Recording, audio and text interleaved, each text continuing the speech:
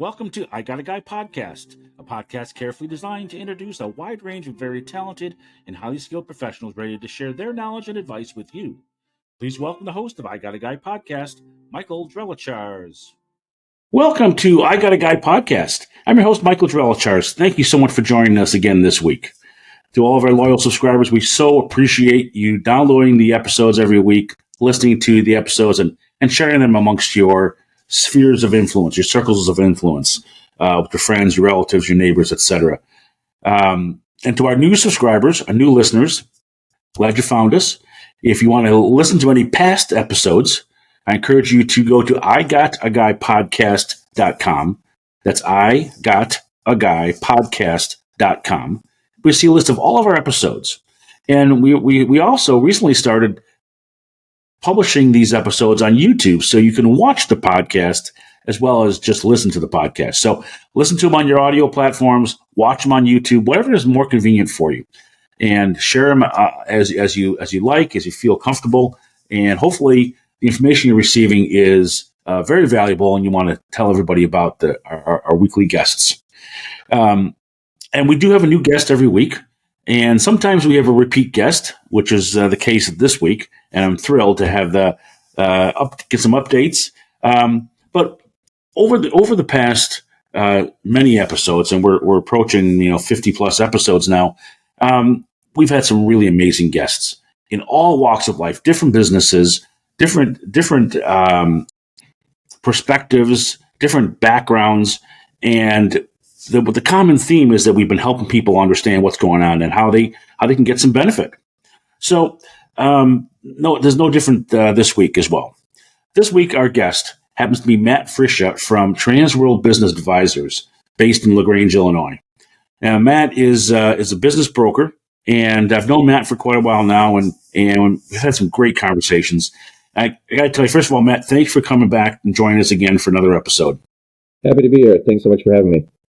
That's great. And when I think about business brokers, I love the business that you're in, because you are ultimately in the business of making dreams come true. Whether it's somebody that wants to own their own business, you can make their dream come true. If you got somebody that owns a business and they want to sell their business, you can make their dream come true. It's a win-win. So it's interesting you're saying that, because when I got into this, I didn't know what the perception was of a business broker, right? So you're talking about the shiny side of it, which is great.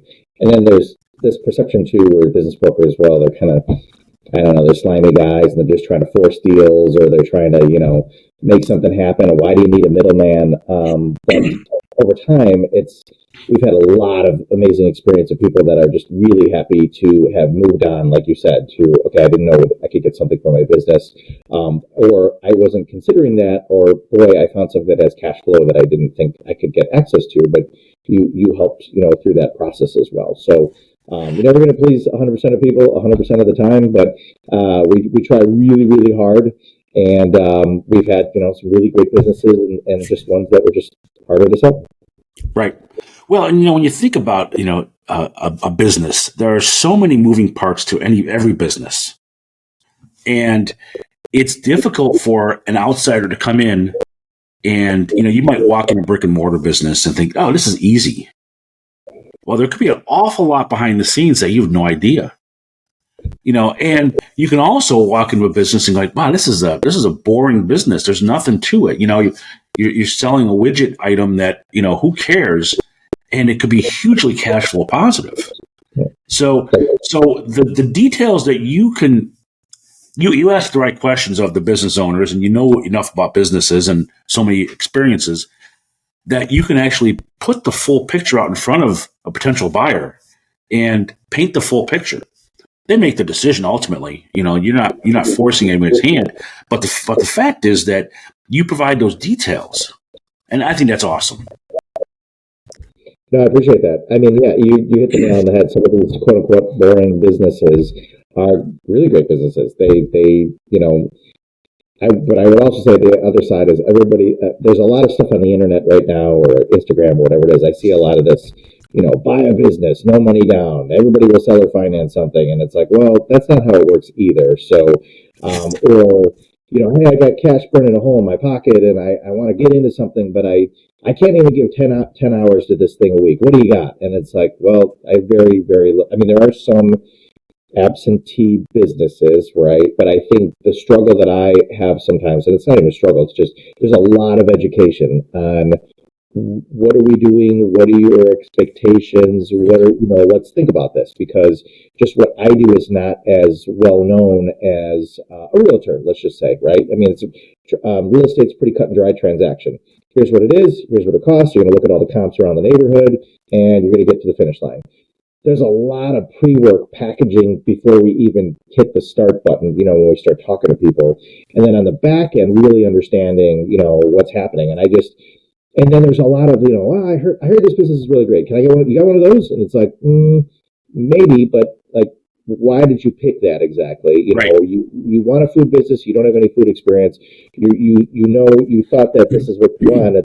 That's great. And maybe that'll work out wonderful for you. I'm not saying no, but I'm also saying, let's take a look at like, what's your skill set? And I don't want people to be frustrated, right? And I don't want people to be mad or angry or whatever it is. So yes, you're absolutely right. But there's a lot of questioning about what's going to work for you, what's going to fit here, and what's going to happen. And you're right. There's some really great things we can talk about of people that have just saw the bones of this that said, it's a little rusty and dusty, but man, I think I have an idea for that thing to take it to the next level, and they did.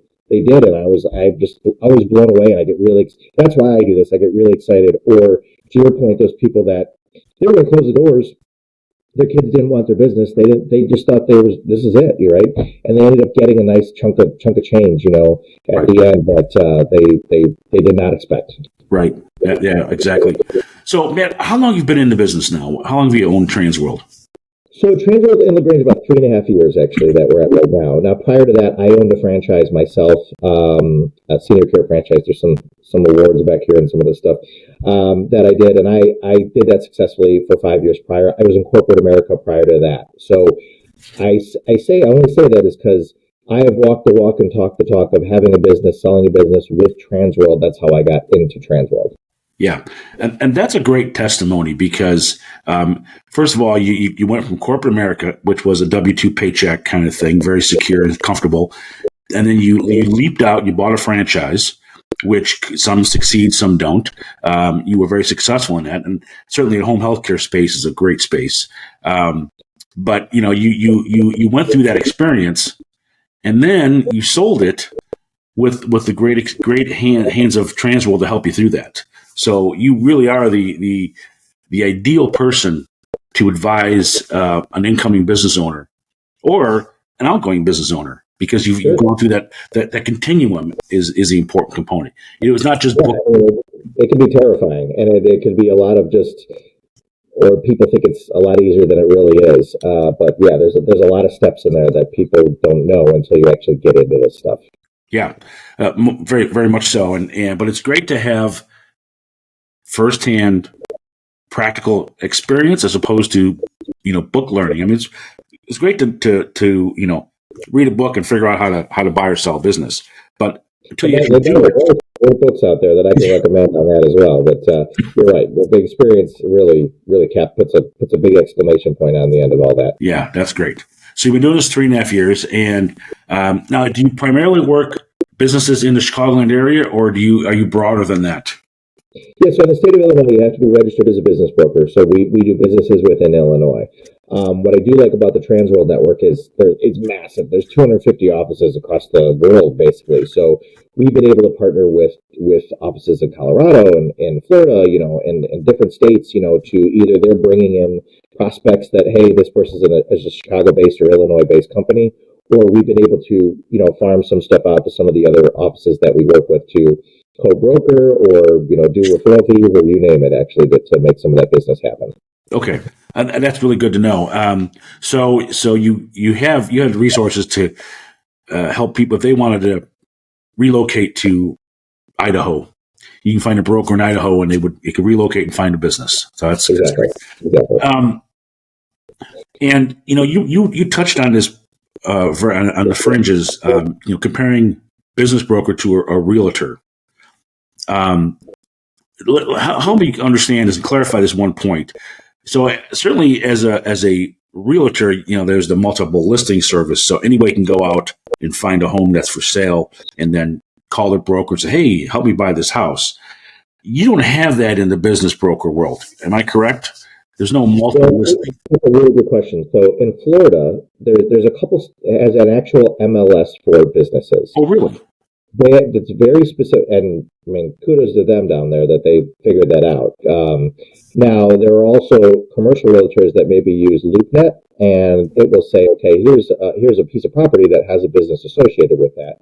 We don't necessarily use that, but we do use 6 websites, one in particular that has a lot of volume, right, of where people go. So there's two main sites that T-World is one of them, tworld.com, because we're the biggest business brokerage in the world. So between that and another site that we use, we get a lot of that close to what you're talking about with that MLS back and forth. I can look, I can see, but it's certainly not as formal, and it's not like you can, see all the time with that. You can see what house sold for. You can see how long it's been on the market. You can see, so it's less formal than that, but there are some resources similar to an MLS, but certainly not the same. Right. And I would imagine that it's probably necessary that it's not the same level as a multiple listing service for real estate, because there's so many nuances. It's hard to put that in a profile. Yeah, it's that, and also confidentiality, right? So what we deal with is a lot of, I see some of these brokers or commercial, and it just depends on. Sometimes the business doesn't mind because they knew the employees know they kind of said, hey, I'm transitioning, but they blast that out there where it's like pictures of the place and here's what it is. Typically 80-90% or more, they do not want people to know who that business is. There's an NDA involved, a non-disclosure agreement that you're signing with us before you can even get the package to see what the business is about. Because a lot of times, well, where is it? Like, it's like, well, I can't even tell you where. I can tell you the county where it's in potentially, or the state, but I can't tell you where, because that is also disclosing things that you could probably figure it out pretty quick. I mean, the internet is a pretty awesome place where you can find things pretty quickly, with a couple details. Right. So you're right. There's a description, and there's, here's the cash flow, here's the top line sales. We'll try to give them as much information as we can without letting the cat out of the bag, because our job a lot is, it's like sifting through buyers, right? We don't want the tire kickers, but we certainly, what makes us different, I think, in our office is we talk to every single buyer. And I know that sounds crazy, because if we have 40 plus listings, even if one person checked in on all those listings, you can imagine the volume that we're dealing with, right? Sure. But it's so crucial to understand up front to not waste anybody's time of, maybe geographically it doesn't make sense. Maybe, again, it's too owner-operator. It's too many hours. That doesn't make sense. Maybe the cash flow doesn't work for them. That ties in with this. So, but we've been very successful by having those conversations where, hey, it sounds like you're looking for this. I may have something else that matches that, but it's not this particular listing that you're looking at, because it's for what you're looking for. It's that whole matching. Oh, absolutely. Yeah. That I think is probably the most critical component. Building a profile, a buyer profile, maybe, I don't know what you call it, but, understanding, their strengths, their weaknesses, their education, their background, their experiences, how much cash do they have to invest in the business, what kind of cash flow do they need out of the business, the hours that they could invest in the business, the locale, if it's, if they live, in Huntley, Illinois, and this business happens to be located in Moline, well, that may not be a good commute. So they give all those factors that have to go into it. Sure. And I would imagine that's a pretty fun experience for you. Yeah, it's fun. I will say this: it's fun. It's just there's such a real thing as buyer fatigue, right, and seller fatigue, where a lot of times they're calling in, they're asking the same questions. They think this is a lot easier than they think it is, right? Or they have they just have a very skewed perception about what how this works, how the process works, right? And I think sometimes it's, sometimes we see repeat buyers too come over, again and again. It's like, no, we already talked about that, like this one, like per your situation, this one's not going to make sense for that, but I think you just got to hack through that and it eventually connects on some folks that really make sense for some of these businesses. Right, right. And I would imagine that you probably come across some buyers, and I'll put that in quotes, that don't really understand what it means to be a business owner. Not everybody is cut out to be a business owner. You got it. You got it. Or sometimes I see it's analysis by paralysis, right? Where they want everything to be perfect, and we will help them as much as we can with that. But there's a reason the business is for sale. So if the business was that awesome and was just flowing off cash where nobody had to work in the business, it probably wouldn't be for sale right now, right? So that's the part as well where, I mean, I say it, but there's a book out there called Buy Then Build it's called Walker Deibel. I don't know if I'm saying his last name right, but Deibel. Great book about like basically saying, set yourself up to be a good buyer, get yourself a pre-qual, with banks, all these different things, but really like just so you don't look like you're wasting somebody's time either when you're going into this as well. And believe me, sellers too, by all means, like sellers, like just disclose. Like we're going to find out any surprises you might be hiding, in the background there about, I don't know, maybe there's back rent or, you didn't pay this or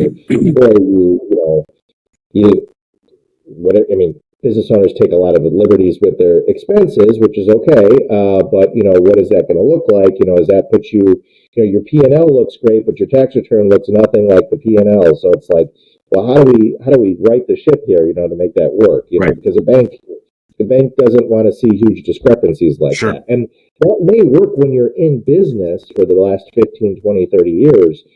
It doesn't work as well when you're ready to sell your business. So that's kind of where we always encourage people, talk to us early. Like you can't recreate history. Talk to us early. Ask questions now. Truly, if you feel maybe you don't really have a sense of it or you need to get your ducks in order, rather talk to us now versus 3, 4, 5 years down the road when you really want to sell and get a good chunk of money. And we do have resources as well that if you just aren't ready or you need to work a little harder in your business because you have a number in your head that you want to get out of this, we can send you to other folks that'll help you increase the bottom line value of your business, which is usually a multiplier of the enterprise total value that you potentially get. Right. Yeah, that's good advice. I do agree that sometimes I've seen business owners that have taken some pretty aggressive fringe benefits, if you call it that.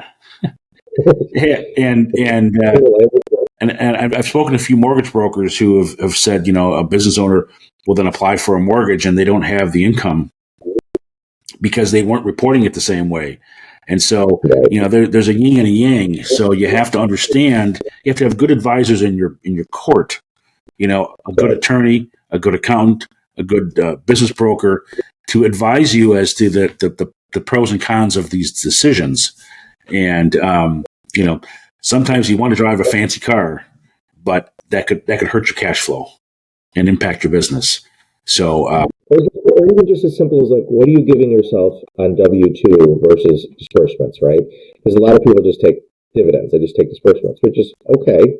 But if you're taking money out of the business, a lot of times banks want to see what is on a W-2 or what isn't on a W-2, right? To understand like, how am I getting compensated from this? Now, if you can prove out all that, that's great, but they're going to want to see where the money's going at a certain point. And if you have a cash-heavy business, that's fine too. We work with cash-heavy businesses, but I think also in that regard, that makes your funnel smaller, right? Because not everybody goes, hey, wink, wink, it's a cash-heavy business. It's like, okay, great, but the banks are like, I don't want to hear that. I don't want to hear any of that.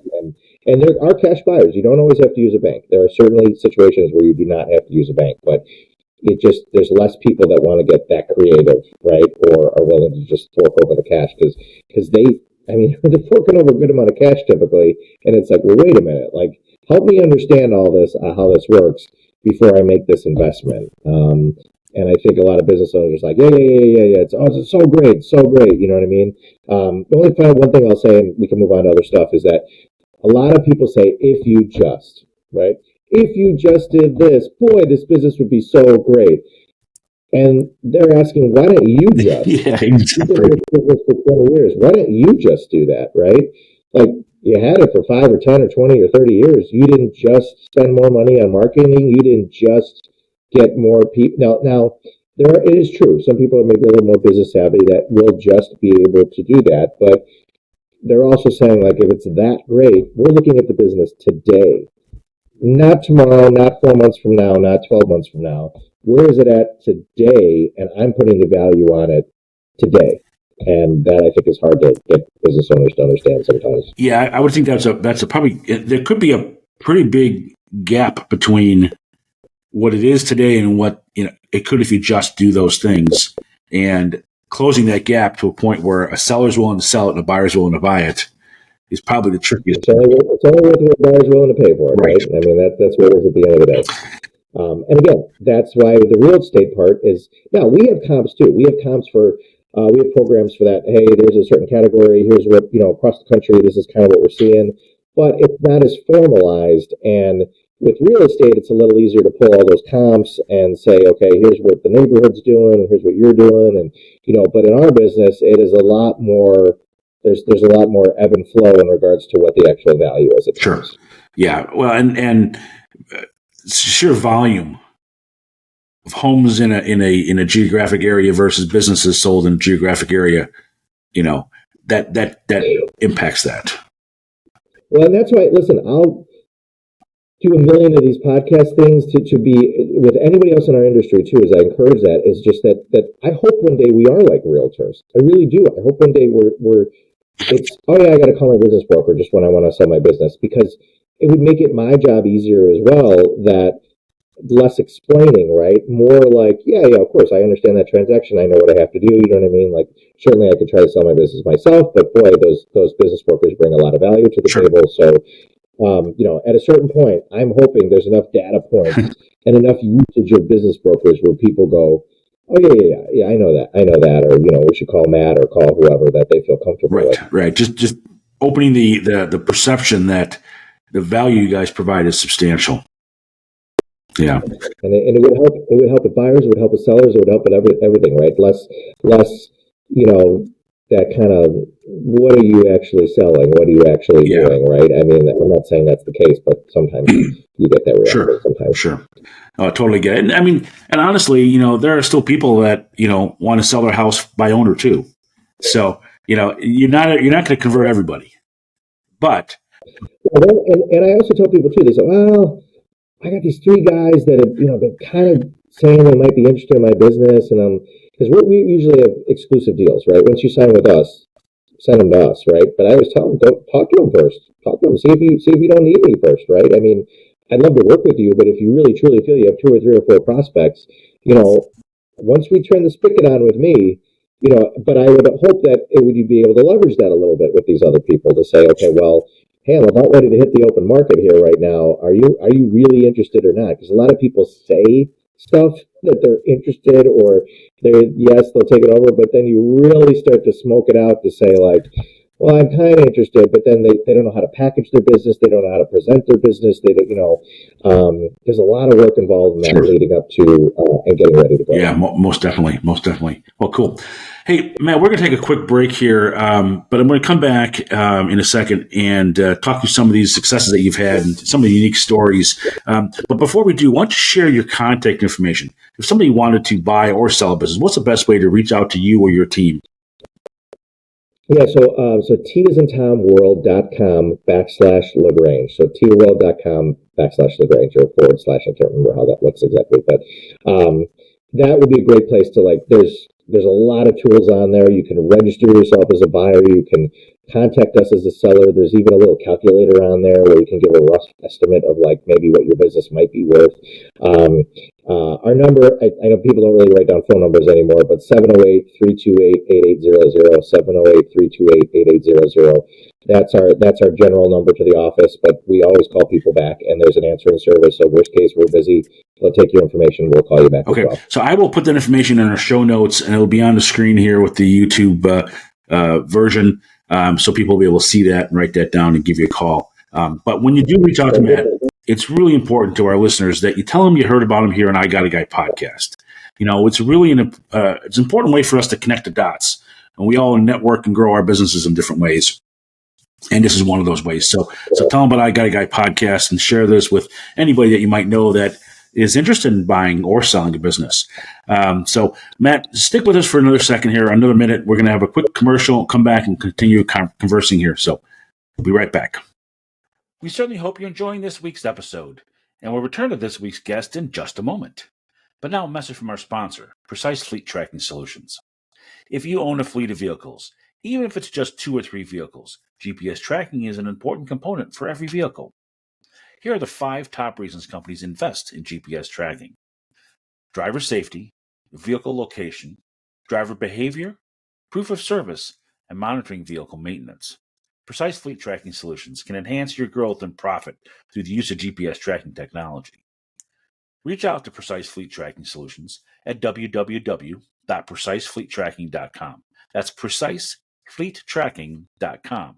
Or call 847-865-6008. That's 847-865-6008. Precise Fleet Tracking Solutions. GPS tracking made simple. Now, let's get back to the show. Okay, we're back. Thanks for sticking with us. I'm Michael Drelichars, host here of I Got a Guy podcast. Thanks for listening and enjoying our guest today, which is Matt Friscia from Transworld Business Brokers in LaGrange, Illinois. Matt, again, thanks for being with us again this week. Thanks for having me. Appreciate it. So, Matt, before the break, we talked a lot about, the general concepts of buying and selling a business and some of the pitfalls and some of the challenges. The good news is that you obviously help business owners buy and sell businesses constantly. I loved hearing your stories about some successes that you've had. Maybe I know there's challenges, there's maybe obstacles, and you have to get creative sometimes. If you wouldn't mind, for our listeners, share a couple of those stories with us so we can get an idea, and it might help people, maybe get their arms around what possibilities might be out there for them. Yeah, absolutely. And I will add that outside of the traditional buying and selling of businesses, we do help people franchise. We've done a couple of those already this year. And we do valuations. So if you don't know if you want to work with somebody like us, but you'd like to have some sort of valuation, we call it a broker opinion of value. You can certainly, we don't do anything fee-based, but you can buy one of those. We'll credit it towards our commission as well. So this year has been, it's another banner year for us. I mean, we've doubled what we did last year already. We're moving into the fourth quarter and people start to move real quick, right? To see if they can, make a deal happen before the end of the year. It's kind of an exciting time of year.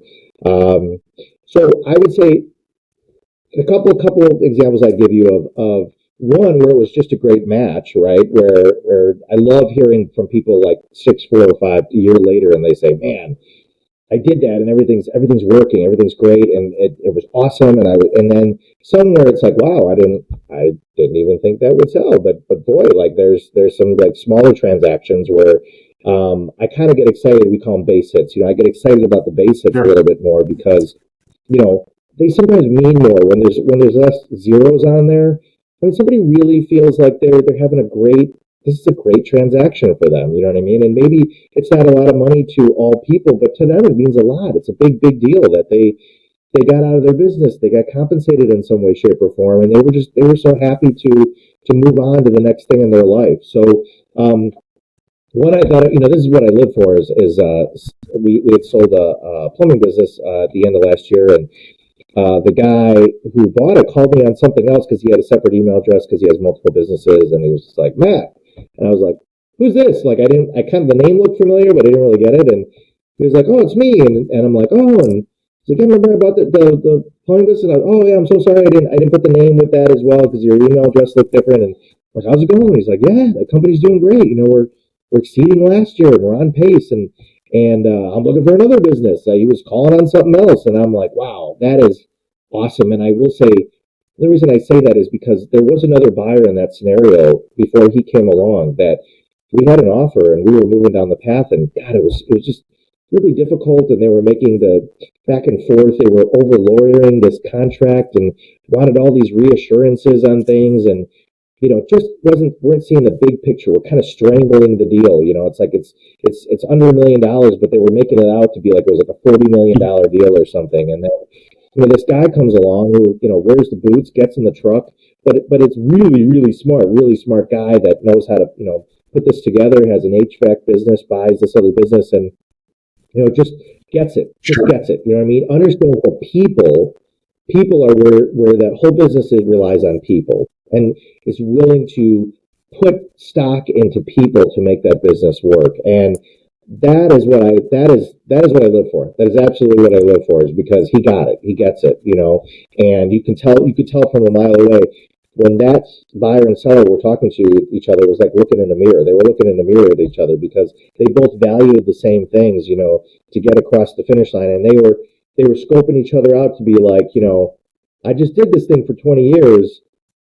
I don't know if you're going to actually, now, in some regards, sellers are like, "What? Do I care or do I not care? I'm moving on to my next thing." But they have people involved, and they want to make sure those people are taken care of, and they have attachments and affinity to those people, so they want to make sure that's transitioned. So I love that story. I love, we had a salon. Gosh, the thing almost took. I mean, usually it doesn't take this long, but almost 2 years to get that thing sold. But once it finally did, they so appreciative, so nice, and they were just really excited. Now, the person who's there will continue cutting hair and loves to do that for the rest of her life. But at that point, she also was just like, "Hey, I don't want to be the manager anymore. I want to have a transition plan. I gotta, like, happy to do hair, but I just don't want to be the manager anymore and do all that stuff, right?"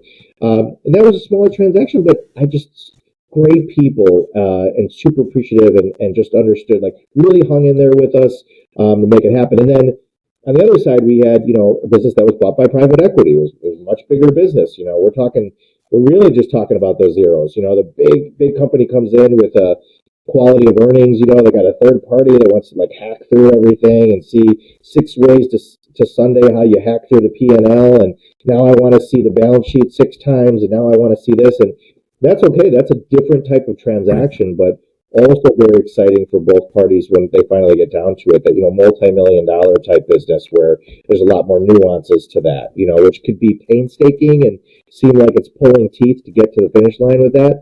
But when somebody eventually does get across the finish line, it's like, wow, okay, we all just went through that. It's like captains on a ship where you finally got to the shore. And you're like, whew, we went through some storms and some ups and downs, and some couple of days we didn't think that deal was going to happen, right?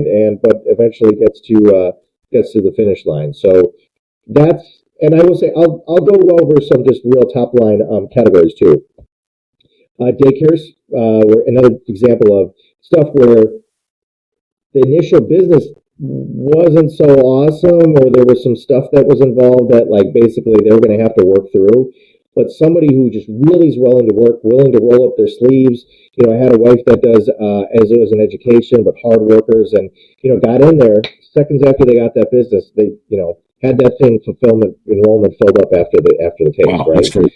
Even when we found some things popped up along the way that we weren't anticipating, and you got to work with DCFS, right? And that's tough because they do the licensing for daycares, and oh my gosh, it's very, very, very, daycares for good reason are very regulated, right?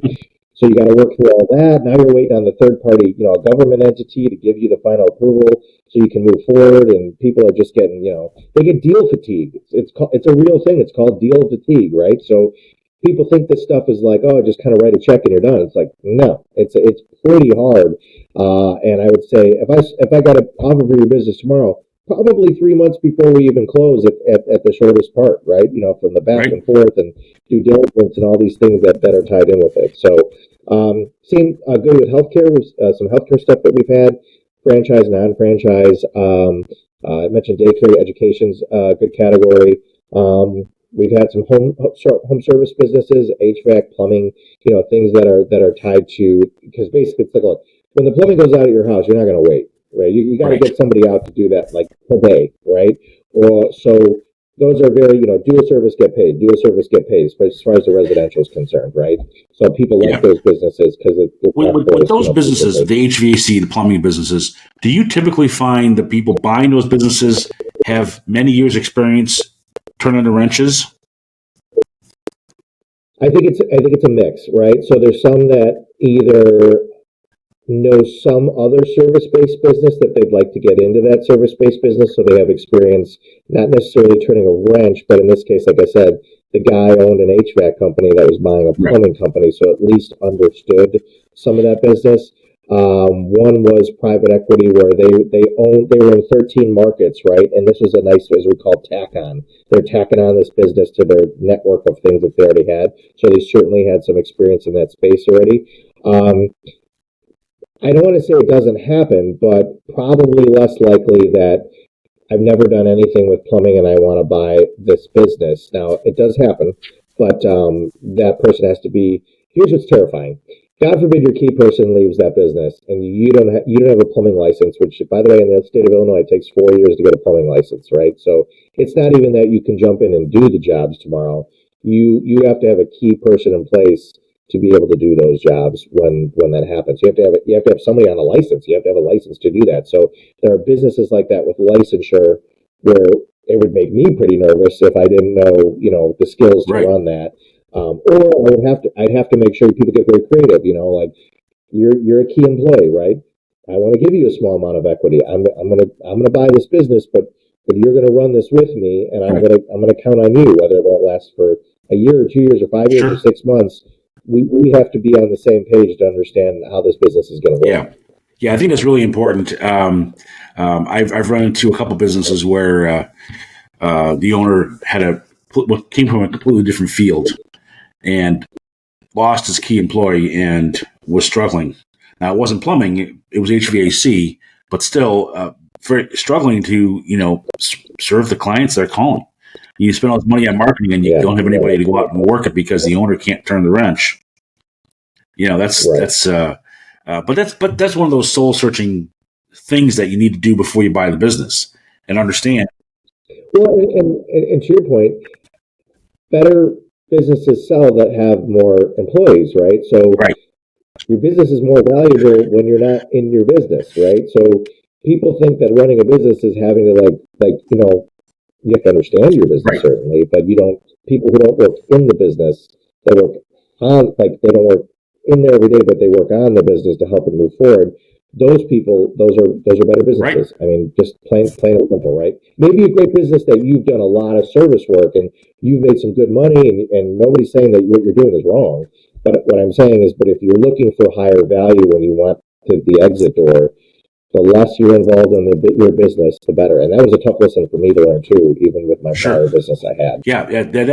That's really good advice, and that's where you add so much value because you're kind of a no nonsense kind of a guy. It's just here are the facts. And it may not always be pretty. It may not be what you want to hear, but the bottom line is it is what it is. Facts are the facts. And Yeah, we go around telling people their baby's ugly sometimes. It's absolutely, it's and this is it. You're walking your baby down the aisle, right? This is like, oh God, I put all this time and effort and blood, sweat, and tears in this, and this is it. This is my big moment, to make a change happen. right, definitely. Well, those are great examples, and certainly ones I think that a lot of people can relate to. Hopefully, yeah. I mean, I will say there's truly, and I don't mean this. We take a lot of stuff that people don't want to touch, right? So we work.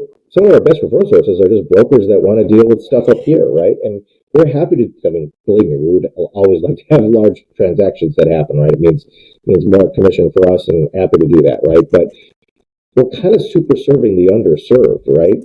We're dealing with. I mean, I got a bleeding heart for the guy down the street who's really busting his ass to work, and he's done a lot of great things, and now he's trying to move on to the next thing. Now, not every business is sellable, so I just want to be Sure. upfront about that. But at the same time, we'll probably take a flyer on some stuff to see if we can bring the right buyers to the table, because I'm always shocked. I'm always shocked and pleasantly surprised sometimes where I'm like, okay, like somebody was looking for something like that, and they found value in it, Yeah. and it worked out. Well, it's interesting, Matt. I have a very similar approach to my business. I like working with the smaller businesses. Certainly when I look at large businesses that want to add GPS tracking in their vehicles, it's you love the idea of, oh gee, I can sell 1,000 units. That's great. But I actually prefer working with the smaller businesses, working with the business owners directly. And even if it's only 5 vehicles or 10 vehicles, we're actually adding so much value to those smaller businesses. We're really helping those businesses out. And I get joy and pleasure out of that. I also like the idea of not having all my eggs in one basket either.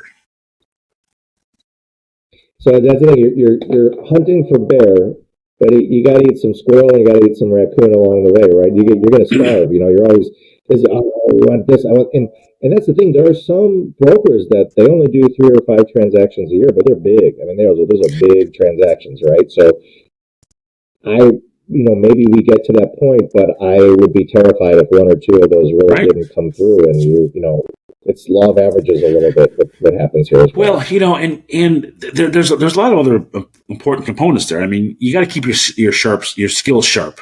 All right. So you sharpen them with every transaction you do. When you work with some smaller opportunities, they could grow into bigger opportunities. And and you have to feed the system every day. There's a lot of reasons that elephant hunting is great. But if that's your sole source of income, you can have some lean months there, which could be pretty stressful. Right. Well, and there's also a book out there about it's like called whale hunting, where like you never send one guy, like if the indigenous people they never send a person out with one spear to go get the whale, right? It's a group of people, right? There's somebody at the shore spotting where the whale is.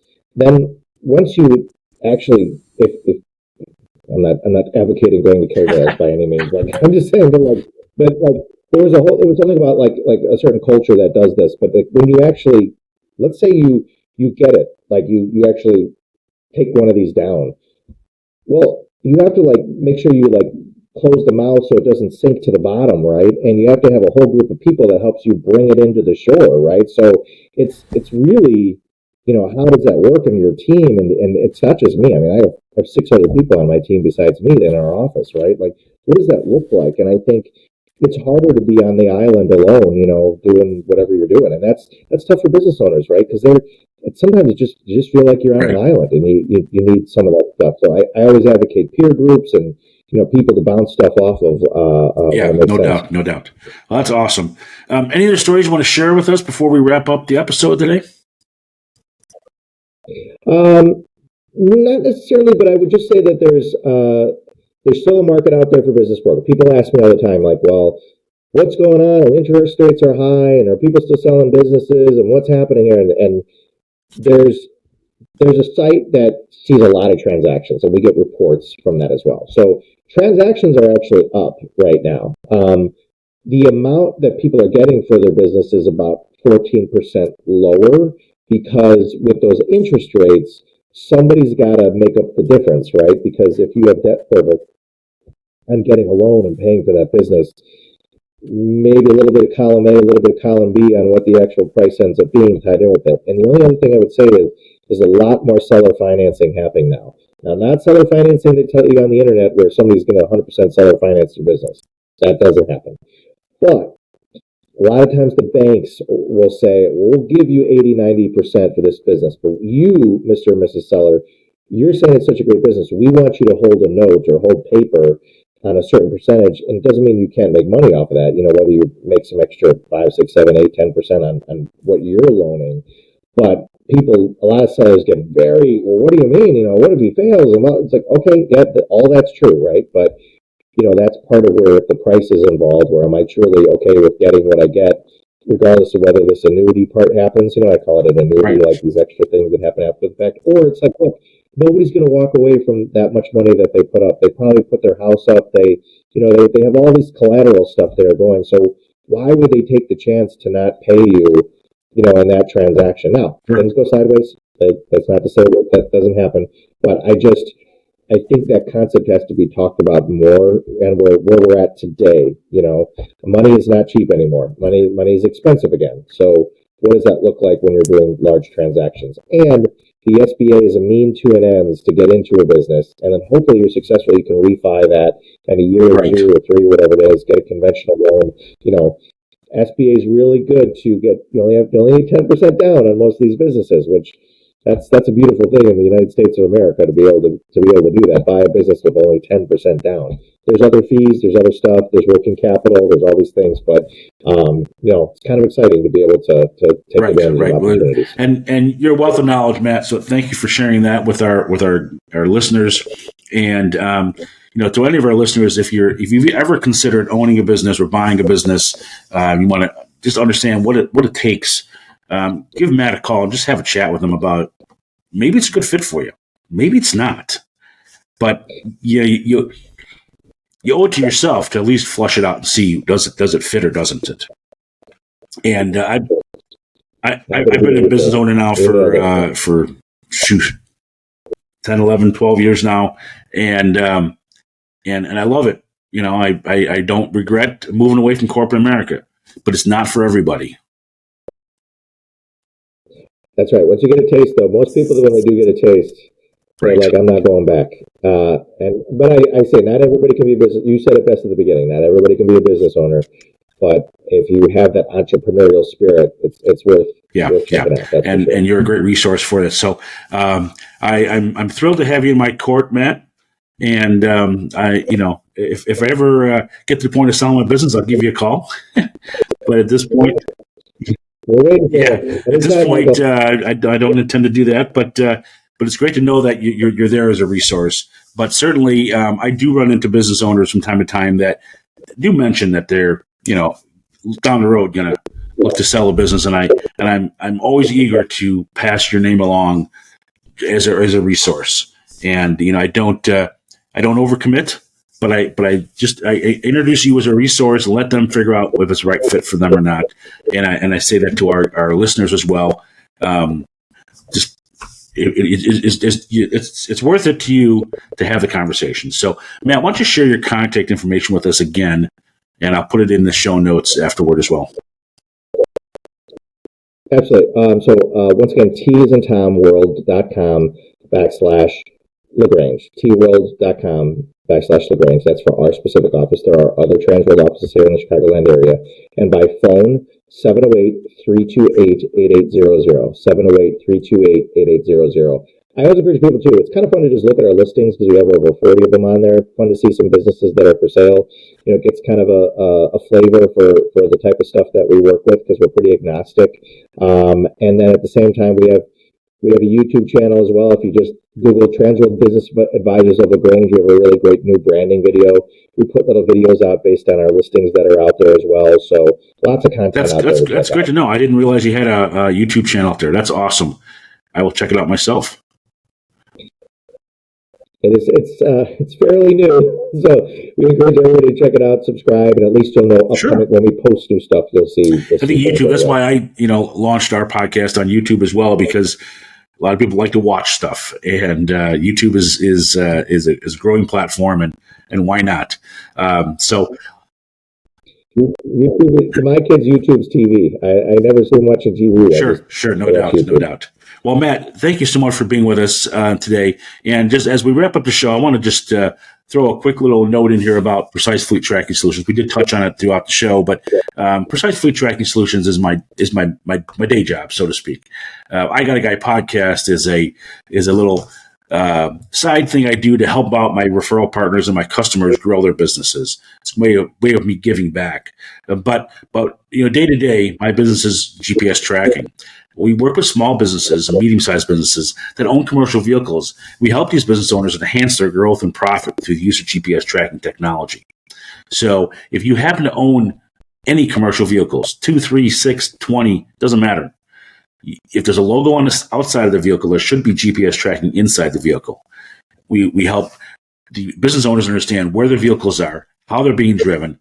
If they're stolen, we help provide data so the police can recover those vehicles and just enhance the asset and improve the safety of the drivers. We have dash cam solutions. We have solutions for trailers and non-powered assets like trailers or generators or mower decks, etc. Lots of different devices that can protect these assets. So if you have any of these needs, any of these assets you want to protect, reach out to Precise Fleet Tracking Solutions. Our phone number is 847-865-6008. That's 847-865-6008. And our website is precisefleettracking.com. Precisefleettracking.com. So thanks again for being with us. Matt, thank you for joining us again this week. And we look forward to staying in touch and seeing how we can work together. Thank you. One final plug for you, though, because I'm telling you, I've seen a towing business, I've seen a rideshare business. What you offer is so crucial. I'm telling you from businesses that we sell or talk to all the time. I mean, when people have a question about what actually happened in that accident, that dash cam will save them lots of money if by chance they truly were not at fault. Obviously, if they are at fault, that's a whole different story. But I'm singing your praises because your service is fantastic. Yeah. But thank you so much. Well, let me just close that thought, because I appreciate your comment. On our website at precisefleettracking.com, we have examples of some accidents that occurred that the proof is in the pudding. The driver may say one thing. The reality is the video tells the whole story. And it does exonerate. There's a lot of drivers that are wrongfully accused of causing an accident, and it can exonerate them and protect them, protect the business owner. But there are times when the driver makes a mistake. And you know what? We're adults. We have to own up to our mistakes, and be better. So sometimes a lot of business owners use it as coaching and guidance for their employees. So it is valuable. So thank you for sharing that plug. But so let's wrap up the show. Thank you again, and we'll be in touch soon. Talk to you soon. Take care now. Sounds good. Thanks so much. Thank you for listening to I Got a Guy podcast. For past podcasts and more information, go to igotaguypodcast.com. That's igotaguypodcast.com. Please share this podcast on your social media feeds and tune in again next week to I Got a Guy podcast.